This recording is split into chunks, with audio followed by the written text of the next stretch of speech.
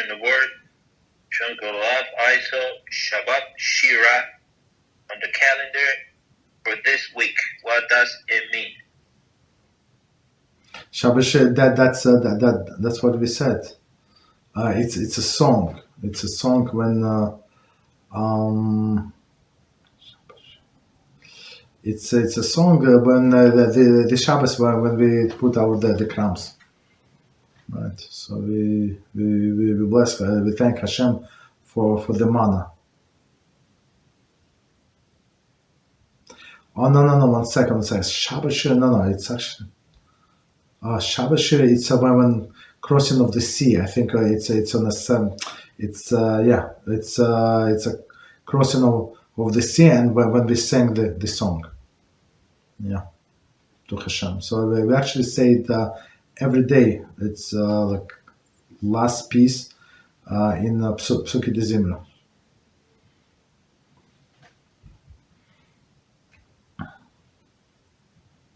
So Hashem said it's very interesting. Angels wanted to sing this song, and Hashem said, "Well, why you're not allowed to sing this song? My creature, I had to drown my creatures, these Egyptians, and animals, and you're not allowed to make a blessing on destruction." It's actually from today's class, believe it or not, right? So we learned today in our class Sefer HaChinuch, right?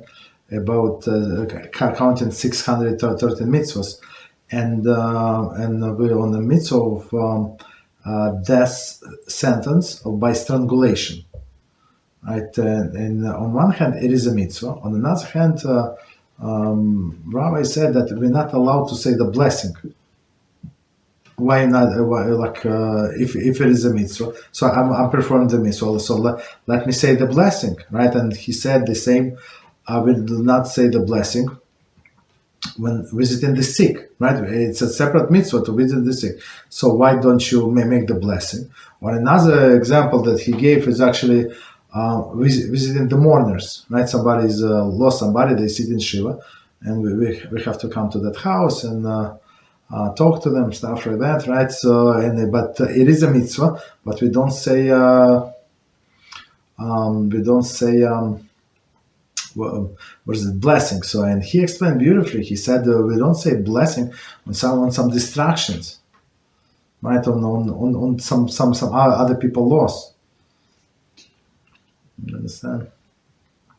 So it's very, very interesting. So, but angels, that's why they were forbidden, but Jews were allowed. So the question is, it's the most famous question is, right? So how is it possible that angels were not allowed to praise Hashem, to sing him a song of the destruction of the Egyptians, but Jews are?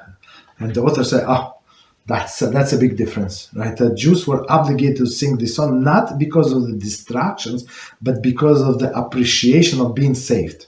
So it's not that we're glad because of these people died. I mean, if they just turn away, go home, we would be as happy, right? But Hashem decided to kill them. They were unstoppable. Okay, that's own business, right? And plus Hashem wanted to give us more reward, more precious jewels and silver and gold and other things, right? That was his plan, but we were obligated to sing this song, right, of appreciation.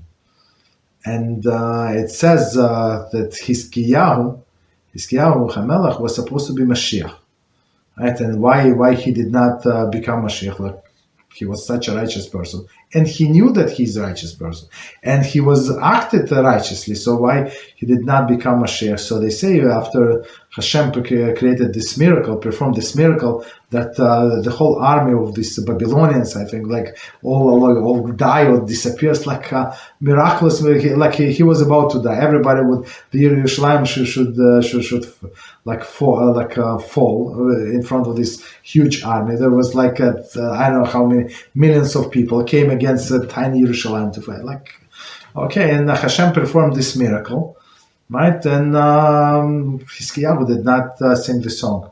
So it says, I will say, if he would sing the song back then, so he would announced as Mashiach, and that's it, the end of the suffering. But in Hizkiah was like he did not have any doubt in his mind that Hashem is going to save them. So for him and his lofty like a level of holiness, it was normal. Like that's what he would expect of Hashem. You understand? So, but even you're on such a great level, doesn't matter. You have to say thank you. You have to say thank you many times, and especially to Hashem, that was not obligated to do anything for us. Right? We are obligated to do everything, what He said, but He's not obligated to do anything for us. And that's the lesson from this Shabbos Shirah. Right? It's being grateful and appreciative to whatever Hashem does for us, and you start practicing. Like how you start from people, you start practicing on people. So be grateful to people who do good to us. Right? And it doesn't matter that you told your mother 7 times, thank you very much. So you can say it one more time, if like from because of the childhood that maybe you skipped a few times. You understand? Or somebody close to us, some spouses, I don't know. Whatever people close to us, and not so close, but who do good to us, you have to be grateful. And as the Talmud says, the person who is ungrateful to another person, it's only a matter of time that he's going to be ungrateful to Hashem. Guaranteed.